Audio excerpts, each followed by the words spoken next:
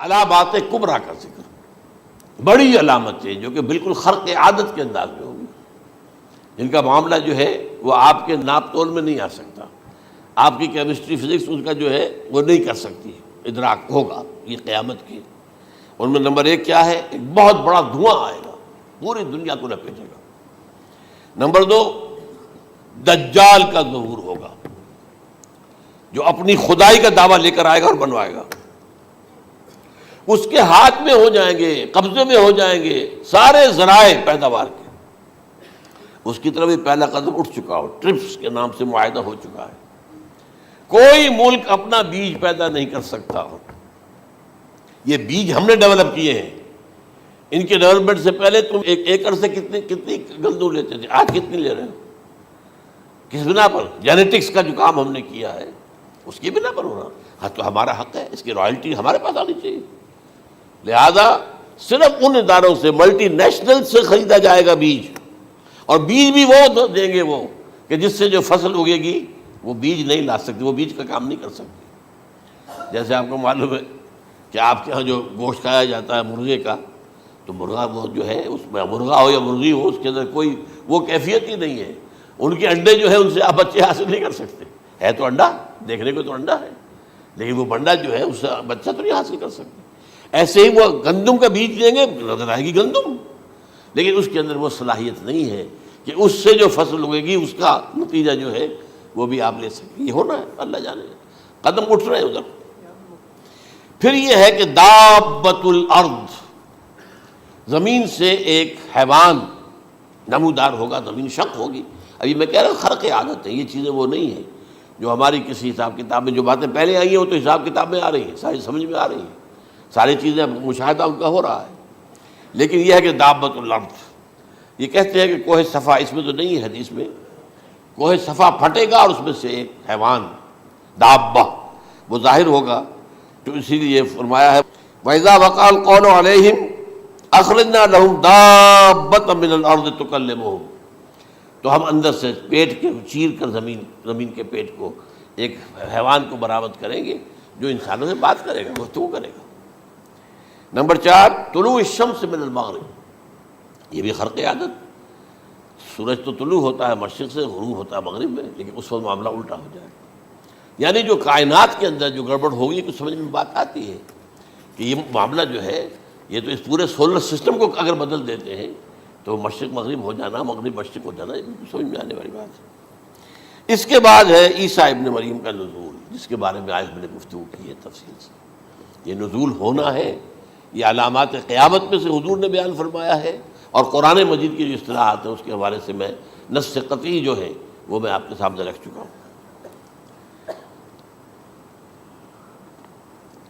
پھر یاجوج ماجوج کا ایک معاملہ ہے، یہ میں ابھی اس وقت زیادہ اس پر بات نہیں کر سکتا۔ حضرت عیسیٰ علیہ السلام کے نزول کے بعد دو کام ہوں گے، یہودیوں کا قلع قمع ختم، تمام یہود، ایک کام تو یہ ہونا ہے، اور نمبر 2، عیسائیت کا ختم ہو جانا۔ عیسائیت کی نفی کر دیں گے، بھائی تم مجھے خدا کا بیٹا بنائے بیٹھے ہو، میں تم خدا کا بیٹا نہیں ہوں، میں تو اس کا بندہ ہوں، رسول ہوں، میں نے تم سے کب کہا تھا کہ مجھے خدا کا بیٹا بناؤ۔ نمبر 2 یہ کہ وہ خنزیر کو قتل کر دیں گے، یعنی یہ تم نے خنزیر کب سے کھانا شروع کر دیا؟ میں تو تم کو نکاح اجازت دے کر گیا تھا، یہ تو شریعت موسوی میں حرام تھا، اور میں کہہ کر گیا تھا کہ یہی شریعت تم پر لاگو رہے گی، ہاؤ کم تم نے کیسے یہ؟ آج بھی بہت سے رومن کیتھولکس جو ہے وہ سور نہیں کھاتے، وہ اس میں ہے ان کے اندر کچھ نہ کچھ بات جو ہے جو حضرت عیسیٰ کی تعلیمات کا کچھ اثر ان کے ہاں ہے۔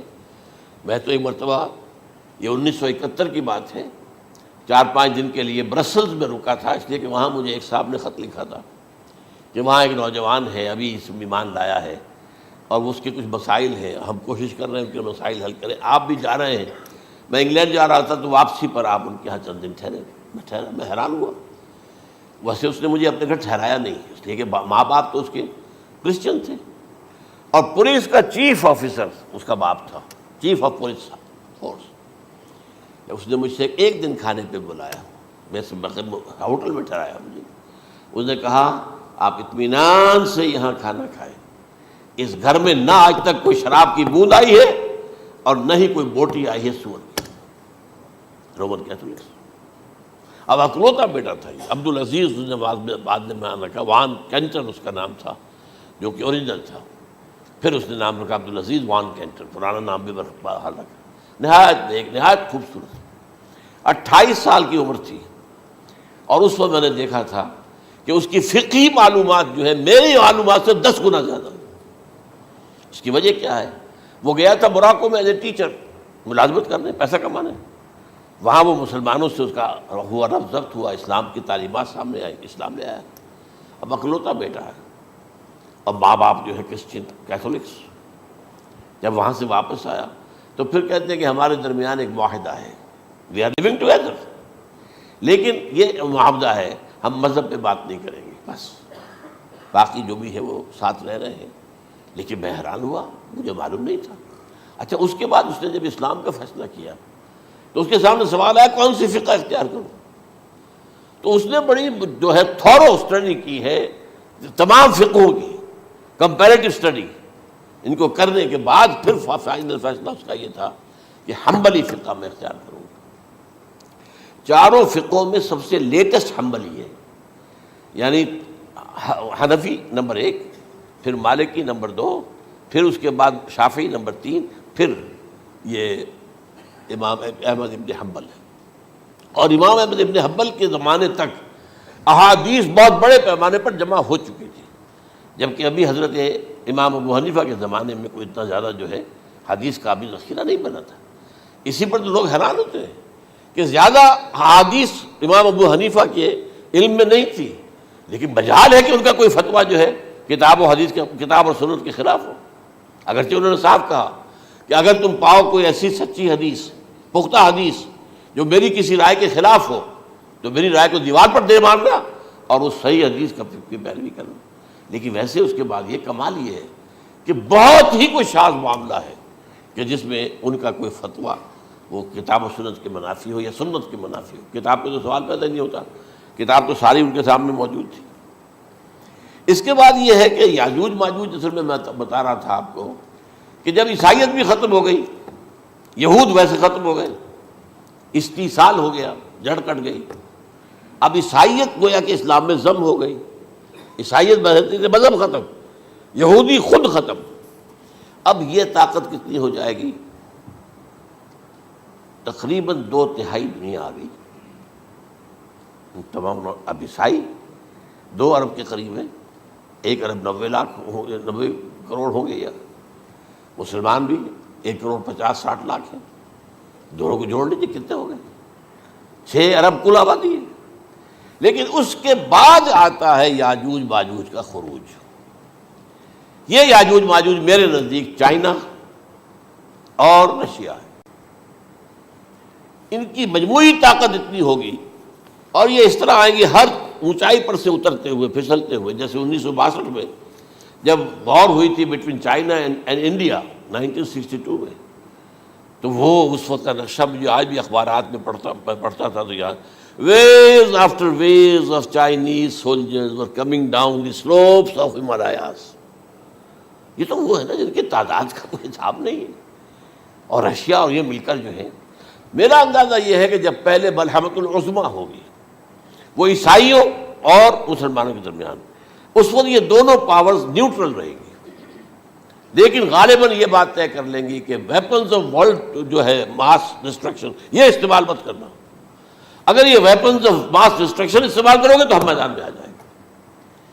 اس میں وہ جنگ جب ہو چکے گی، پھر حضرت عیسیٰ کو فتح حاصل ہو جائے گی، اور پھر یہ کہ یہودیت ختم ہو جائے گی، عیسائیت بطور مذہب ختم ہو کر اسلام میں ضم ہو جائے گا. پھر وہ 40 برس کا عہد حکومت ہے حضرت عیسیٰ علیہ السلام.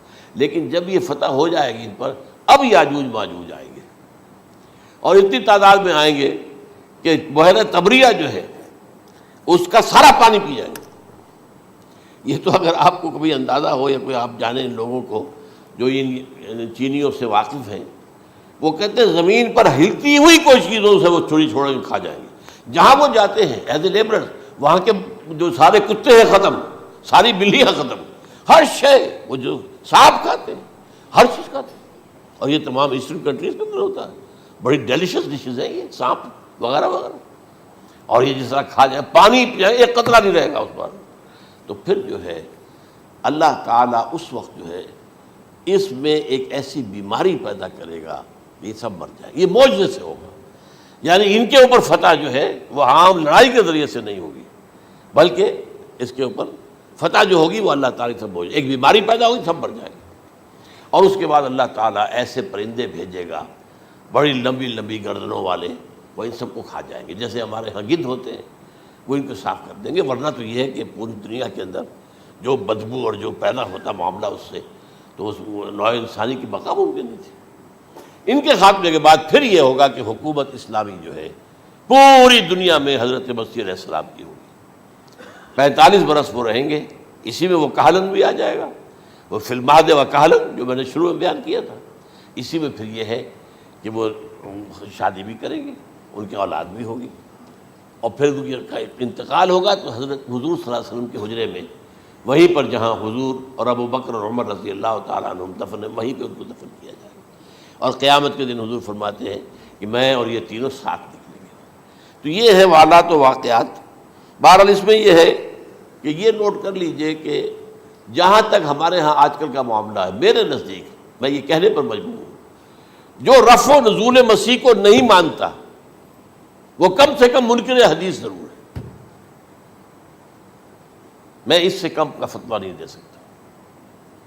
اب یہ ہے کہ جو لوگ مہدی کو نہیں مانتے ان کا معاملہ میں مختلف سمجھتا ہوں. چند منٹ لے رہا ہوں آپ کے، اور اس لیے کہ ان کی حدیثیں صحیحین میں نہیں ہیں، بخاری مسلم میں نہیں.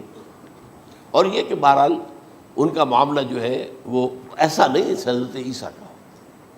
حضرت عیسیٰ کے آنے کا جو کچھ ہوگا وہ تو میں نے آپ کے سامنے بیان کر دیا. لیکن یہ ہے کہ حضرت مہدی ہمارے نزدیک اس میں خرق عادت کوئی ہے ہی نہیں. جیسے ہر صدی کے مجدد ہوتے ہیں، آخری صدی کے مجدد وہ ہوں گے، اور میرے نزدیک یہی آخری صدی ہے، اور اسی میں حضرت مہدی کا ظہور ہو جانا. سعودی عرب میں کوئی خانہ جنگی ہوگی کسی بادشاہ کے انتقال پر، اور پھر اس وقت یہ ظاہر ہوں گے. اس وقت ملک کے حالات کو سنبھالنے کے لیے لوگ ان کو زبردستی نکالیں گے، چھپے ہوئے ہوں گے ایک گھر میں. یہ حضرت ام سلمہ رضی اللہ تعالی عنہ کی روایت ہے کہ ایک بادشاہ کے انتقال پر یہ خانہ جنگی ہو جائے گی، اور ایک شخص مدینے سے بھاگ کر مکے میں چھپ جائے گا. یہ تو ہے ان کے الفاظ، میں توجیہ کر رہا ہوں. یہ لوگ ان کی طرف دیکھ رہے ہوں گے کہ یہ جو وقت آیا ہے فتنے کا ہماری قوم پر، ہمارے ملک پر، تو ان کی شخصیت ایسی ہے کہ یہ بیچ میں آئیں، صلح صفائی کرائیں، اور وہ جو ہے اس ذمہ داری سے بچ کر بھاگیں گے اور جا کر مکے میں چھپ جائیں گے. پھر لوگ انہیں تلاش کر کے نکالیں گے اور زبردستی ان کے ہاتھ پر بیعت کریں گے، ورنہ وہ اتنے بڑے منصب کو. اور پھر یہ بھی ہے، ایک حدیث میں آتا ہے یصلحو فی لیلۃ واحدہ، ایک رات میں ان کی مکمل اصلاح کر دیں گے. یعنی اگر کوئی تھوڑا بہت نقص اور عیب کوئی ہوا بھی، کوئی کمی کوتاہی ہوئی بھی، تو اللہ تعالیٰ ایک رات میں اصلاح کروا دیں گے. لیکن ہمارے نزدیک اس قدر کوئی خرق عادت ہے ہی نہیں. البتہ جو کہتے ہیں اہل تشیع، وہ خرق عادت ہے کہ ان کے 12ویں امام جو ہے وہ بچپن ہی کے اندر اس خوف سے کہ جو بنو عباس بادشاہ ہیں وہ ان کو قتل کر دیں گے، تو وہ ایک غار میں چھپا دیے گئے. اب وہ 1200 برس سے اس غار کے اندر چھپے ہوئے، اور اس کے بعد وہ ظاہر ہوگی، وہ امام مہدی ہوں گے. اس میں خرق عادت ہے. لیکن میں یہ کہتا ہوں کہ محض خرق عادت کی بنیاد پر ہم اس کی نفی نہیں کریں گے. کیوں؟ کیا ہم یہ نہیں مانتے کہ اصحاب کہف 300 برس تک سوئے رہے؟ یہ کیا عام بات ہے؟ حضرت عزیر علیہ السلام اللہ نے انہیں موت دی، موت، اور 100 برس کے بعد زندہ کر کے اٹھا لیا. تو خرق عادت حضرت عیسیٰ کو ہم اتنا بڑا خرق عادت مانتے کہ اٹھا کر آسمان پر، تیسرے آسمان کے اوپر ہیں، موجود ہیں، اب بھی ہیں. شب معراج میں تیسرے آسمان پر حضور کی ملاقات ان سے ہوئی. تو یہ خرق عادت کی بنیاد پر نفی نہیں ہم کرتے. ہو سکتا ہے، لیکن یہ کہ اس کے لیے ہمارے پاس کوئی دلیل نہیں، کوئی احادیث نہیں، کچھ نہیں، اس لیے ہم اس کو نہیں مانتے. البتہ خود وجود جو ہے حضرت مہدی کا وہ کوئی عجیب بات نہیں ہے. وہ تو جیسے پہلے بھی آئے ہیں ہمارے مجددین، ایسے مجدد ہوں گے اور دین کو تازہ کر دیں گے. ایک صحیح اسلامی ریاست جو ہے وہ عرب میں قائم ہو جائے گی دوبارہ. حضور نے فرمایا وہ عدل اور انصاف سے عرب کو اسی طرح بھر دے گا جیسے کہ وہ اس سے پہلے ظلم اور جور اور زیادتیوں کے اوپر سے بھری ہوئی ہوگی. تو یہ کام ہوگا، یہ تو مجدد کا کام ہوتا ہی ہے. اس حوالے سے لیکن بہرحال میں نے پھر بھی کہا کہ اگر احادیث کی کمزوری کی وجہ سے کہ صحیح عین میں نہیں ہے، اگر کوئی شخص انکار کرے تو مجھے کوئی اعتراض نہیں ہے، ٹھیک ہے، لیکن جو حضرت عیسیٰ کے نفع سماوی اور حضرت عیسیٰ کے نزول کا انکار کرتا ہے وہ کم سے کم، میں انہیں اور آگے کوئی فتویٰ نہیں دیتا کہ وہ کافر ہو گئے یا یہ ہو گیا یا وہ ہو گیا، لیکن منکر حدیث کے لائن میں تو وہ لازماً کھڑے ہو گئے۔